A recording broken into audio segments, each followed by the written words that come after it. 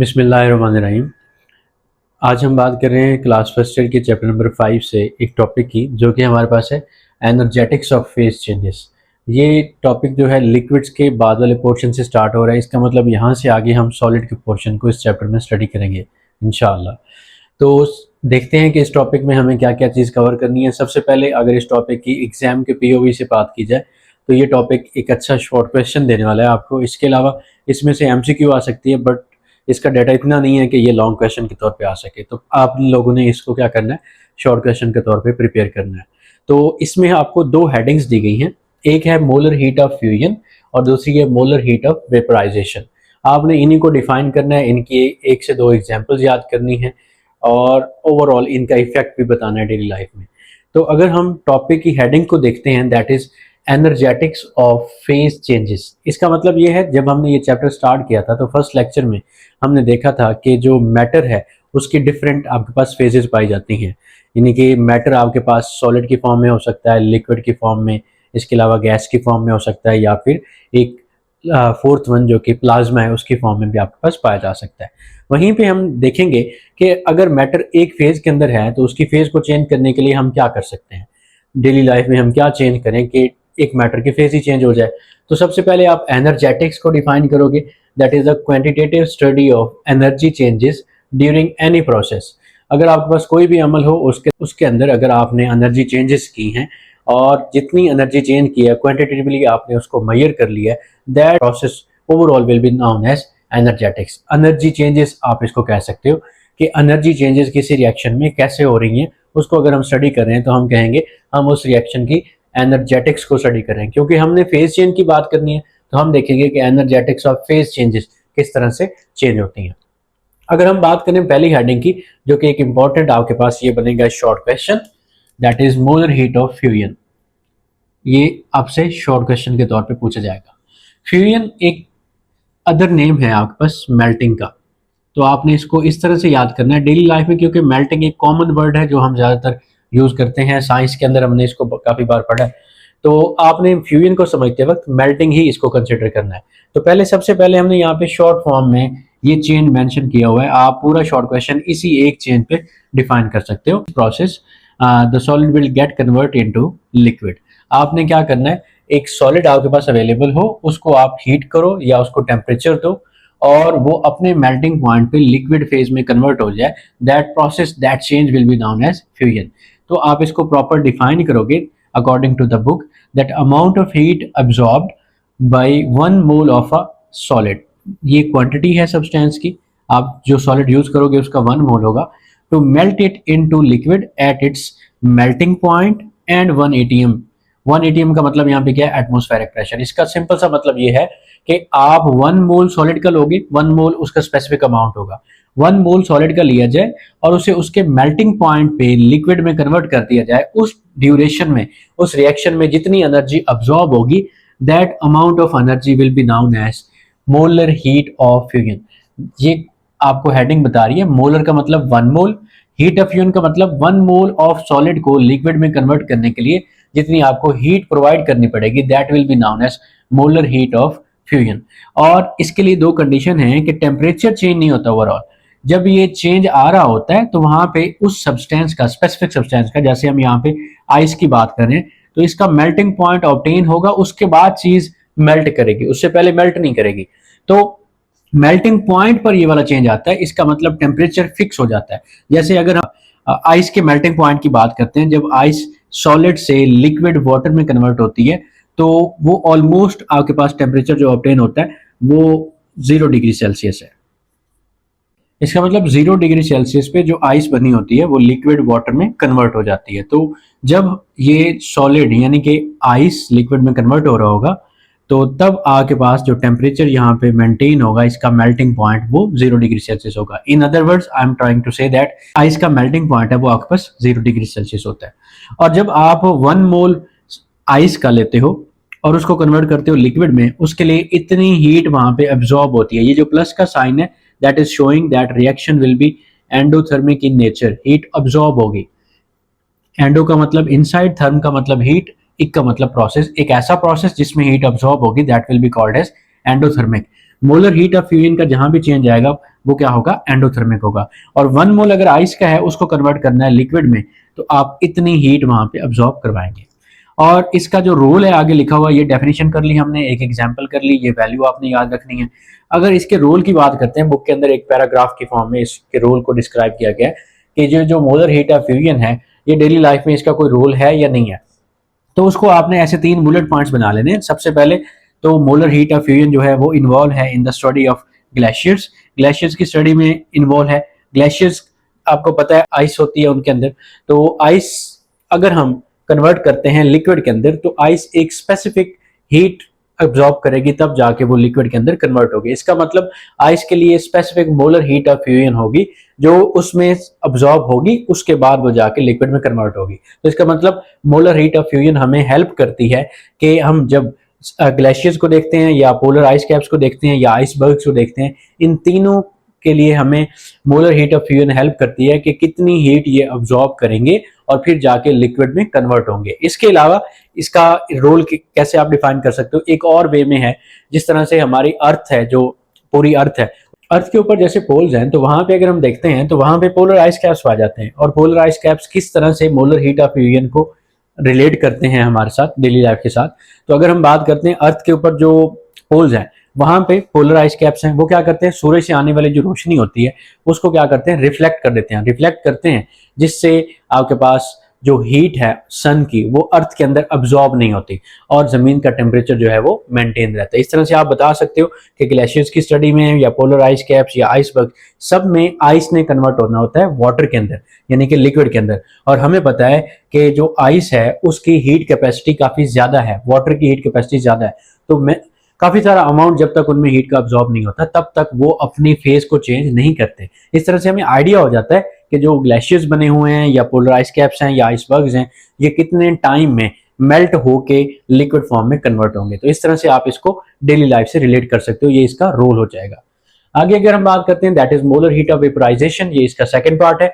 जैसे आपको हेडिंग में नजर आ रहा है, मोलर मीन जो आप सब्सटेंस लोगे उसका अमाउंट क्या होगा, 1 मोल होगा। और हीट ऑफ वेपराइजेशन मीन कि आप अगर किसी सब्सटेंस को वेपर में कन्वर्ट करते हो, उस दौरान जो हीट अब्सॉर्ब होगी that will be called as molar heat of vaporization. आप इसको डायरेक्ट यहां से समझेंगे कि अगर आपके पास कोई लिक्विड है, उसको उसके बॉइलिंग पॉइंट पे जाकर अगर वेपर्स में कन्वर्ट किया जाएगा, उस दौरान जो हीट अब्सॉर्ब होगी that will be called as molar heat of vaporization. इसकी डिफाइन जो डेफिनेशन है प्रॉपर वो इस तरह से होगी कि it is the amount of heat absorb by 1 mole of liquid. यहाँ पे भी अमाउंट अगर आप देखोगे तो वो क्या होगा, 1 मोल ही होगा, 1 मोल। लेकिन फर्क ये है कि इधर सॉलिड था, यहाँ पे क्या आ गया, लिक्विड। अब आप लिक्विड को कन्वर्ट करोगे वेपर्स में, when 1 mole of liquid get converted into 1 mole of vapour. आप 1 मोल ऑफ लिक्विड लो, उसको कन्वर्ट कर दो 1 मोल ऑफ वेपर में, लेकिन शर्त क्या है, उसके बॉइलिंग पॉइंट पर और 1 एटमॉस्फेरिक प्रेशर पर। ATM is the unit of pressure, atmospheric pressure के लिए इस्तेमाल होता है। और इस टेम्परेचर, इस प्रेशर पर और इस बॉइलिंग पॉइंट पर, यानी कि इस टेम्परेचर पर अगर 1 मोल लिक्विड का वेपर में कन्वर्ट किया जाता है, उस दौरान जो हीट एब्सॉर्ब होगी that will be called as molar heat of vaporization. अगर हम इसके एग्जांपल की बात करते हैं तो ये वाटर है, लिक्विड फॉर्म में अब मौजूद है, इसको अगर हम गैसियस फॉर्म में कन्वर्ट करते हैं एट इट्स बॉइलिंग पॉइंट, और आपको पता है वाटर का बॉइलिंग पॉइंट कितना होता है, 100 डिग्री सेल्सियस, यानी कि ये चेंज अगर हमें करना है तो ये 100 डिग्री सेल्सियस पे जाके होगा। उस दौरान जो लिक्विड से गैस फेज में जाने के लिए 1 मोल वाटर को चेंज करने के लिए जितनी हीट अब्सॉर्ब होगी वो होगी 40.6 और 7, 6 भी बुक्स के अंदर मेंशन है, 7 भी है। तो उसे हम आप लोग नाम क्या दोगे, that is molar heat of vaporization. यहाँ पे ये जो डेल्टा का साइन है ये चेंज के लिए शो होता है, और एज का मतलब इंथॉल्पी। जब भी आप हीट की फॉर्म में कहीं एनर्जी का लेन देन करते हो that is called as enthalpy, उससे हम एज से उसको रिप्रेजेंट करते हैं। और वी का मतलब वेपराइजेशन। जब हमने यहाँ पे बात की थी तो यहाँ पे हमने इसको शो किया था इस तरह से, डेल एच एफ, ये थी इंथॉल्पी ऑफ फॉर्मेशन, तो हमने सॉरी इंथॉल्पी ऑफ फ्यूजन थी तो हमने यहाँ पे एफ लगा दिया। ये है इंथॉल्पी ऑफ वेपराइजेशन, तो हमने यहाँ पे वी लगा दिया। इसी तरह से एक और कैटेगरी भी पाई जाती है, that is enthalpy of sublimation, del H S. इसकी भी बात करते हैं, लेकिन इससे पहले जो आपका मोलर हीट ऑफ वेपराइजेशन है उसके साथ 2 से 3 लाइंस में इसका इफेक्ट लिखा हुआ है बुक के अंदर, तो उसको कैसे आपने डिफाइन करना है, ये इसके साथ कैसे रिलेट करना है। इफेक्ट का मतलब ये है कि अगर आप ये चेंजेस करते हो, यानी कि molar heat of fusion, solid से लिक्विड में आते हो या लिक्विड से वेपर में चले जाते हो, तो इस दौरान जो मैटर है उसकी फेज चेंजेस पे क्या इफेक्ट होता है, उसकी फेज क्या चेंज होगी कि नहीं होगी? ऑब्वियसली उसकी फेज चेंज होगी। फेज चेंज होने का मतलब ये है कि यहां से हमने सॉलिड से चले थे, इसको हमने हीट किया, इसने हीट ऑब्जॉर्ब की और अपने मेल्टिंग पॉइंट पे जाके वो लिक्विड में कन्वर्ट हो गया और एंडोथर्मिक प्रोसेस हुआ। फिर हमने उसी लिक्विड को हीट किया, इसने हीट ऑब्जॉर्ब की, अपने बॉइलिंग पॉइंट पे जाके वो वेपर्स में कन्वर्ट हो गया। अब यहां से चेंज क्या आया? चेंज इस तरह से आया, सॉलिड, सॉलिड से लिक्विड, और लिक्विड से अगले स्टेप में हम कहां चलेंगे? गैस में। तो हमें पता है ये तीनों जो है मैटर किस फेजेस हैं। सॉलिड में जो इंटरमोलिकुलर स्पेसेस है वो बहुत कम होती हैं और इंटरमोलिकुलर फोर्सेस जो हैं वो ज्यादा होती हैं। लिक्विड में इंटरमोलिकुलर स्पेसेस थोड़ी सी सॉलिड की निस्बत बढ़ जाती हैं, लेकिन इंटरमोलिकुलर फोर्सेस जो होंगी वो सॉलिड की निस्बत इसमें कम होंगे। और अगर हम गैस की बात करते हैं तो इनमें इंटरमोलिकुलर स्पेसेस या डिस्टेंस इन दोनों की निस्बत ज्यादा होता है, इसी वजह से इसमें इंटरमोलिकुलर फोर्सेस सबसे कम होंगी। मैं इसको तीनों को यहाँ पे कलेक्टिवली बता रहा हूँ कि अगर हम सॉलिड की बात करते हैं तो इनमें इंटरमोलिकुलर फोर्सेस सबसे ज्यादा होती हैं। अगर इंटरमोलिकुलर फोर्सेस यानी कि मॉलिक्यूल को जोड़ने वाली फोर्सेस ज्यादा होंगी तो मॉलिक्यूल करीब करीब करीब होंगे, मॉलिक्यूल करीब करीब होंगे तो सॉलिड जो होगा उसके दरमियान, उसके मॉलिक्यूल्स के दरमियान डिस्टेंस बहुत कम होगा। हमने जब इसको हीट किया तो वो डिस्टेंस बढ़ गया, डिस्टेंस बढ़ा तो फेज चेंज होकर किस में आ गई? लिक्विड में। तो यहां पे आपको होगी कि इंटरमोलिकुलर फोर्सेस हैं तो इसमें भी सही, लेकिन सॉलिड की निस्बत क्या हो गई है? कम हो गई है। जब आप इसको हीट करके गैस में ले आओगे तो इसमें इंटरमोलिकुलर फोर्सेस सबसे कम हो जाएंगे और डिस्टेंस क्या हो जाएगा? सबसे ज्यादा हो जाएगा। तो ये चेंजेस जो आ रही हैं इंटरमोलिकुलर फोर्सेस में, डिस्टेंस में, ये किस वजह से आई है? क्योंकि हम उनको हीट कर रहे हैं, उनमें एनर्जी अब्सॉर्ब हो रही है, एनर्जी के अब्सॉर्ब होने से उनका डिस्टेंस बढ़ता जा रहा है मॉलिक्यूल्स का और उनके इंटरमोलिकुलर फोर्सेस वीक होती जा रही हैं। सॉलिड से लिक्विड, लिक्विड से गैस, गैस में इंटरमोलिकुलर फोर्सेस सबसे वीक होती हैं, उनके मॉलिक्यूल सबसे दूर होते हैं, जबकि सॉलिड में इंटरमोलिकुलर फोर्सेस स्ट्रांग होती हैं और उनके मॉलिक्यूल्स में डिस्टेंस सबसे कम होता है। आखिर में एक बात है, मोलर हीट ऑफ सब्लिमेशन। ये हमारे सिलेबस का तो पार्ट नहीं है, नई बुक में ये नहीं है, लेकिन मैं चाह रहा हूं कि इसको डिस्कस करें क्योंकि आपकी क्विक चेक में यहाँ पे ये क्वेश्चन तो पूछा गया, ये ऑर्डर तो आया हुआ है। अब इस ऑर्डर में अगर आप इस चीज को समझते नहीं हो तो इस ऑर्डर को आप कैसे डिफाइन करोगे? इसलिए मैंने इसको यहाँ पे साथ में कोट कर लिया। तो अगर आप एग्जाम के पीओ से देखें तो आपको यहाँ तक इसको याद करना है, लेकिन ये अगर क्विक चेक को भी तैयार करना साथ में तो ये ऑर्डर आपको पता होना चाहिए। उसके लिए ये डेफिनेशन समझे पहले। तो यहाँ पे अगर हम बात करते हैं मोलर हीट ऑफ सब्लिमेशन, सबसे पहले सब्लिमेशन क्या होता है? मोलर हीट को तो हम 2 बार डिस्कस कर चुके हैं, हमें पता है। मोलर हीट का मतलब कि 1 मोल सब्सटेंस जितनी हीट ऑब्जॉर्ब करेगा स्पेसिफिक चेंज के लिए, that will be called as molar heat. Sublimation का क्या मतलब है? सब्लिमेशन एक ऐसा अमल होता है जिसमें आप किसी सॉलिड को हीट करो और वो डायरेक्टली अपने वेपर्स यानी कि गैस में कन्वर्ट हो जाए बगैर लिक्विड फेज में चेंज हुए, डायरेक्ट चेंज हो जाए, सॉलिड से डायरेक्ट गैस में आ जाता है। कोई सब्सटेंस चेंज हो जाती है तो उसे कहा जाता है, इस प्रोसेस को, इस अमल को आप नाम देते हो सब्लिमेशन का। इसकी एग्जाम्पल आपने याद रखनी है कि ये सॉलिड कौन कौन से हो सकते हैं। ये सॉलिड आपके पास अमोनियम क्लोराइड हो सकता है, ये सॉलिड आपके पास आयोडीन हो सकता है, ये सॉलिड आपके पास बेंजोइक एसिड भी हो सकता है।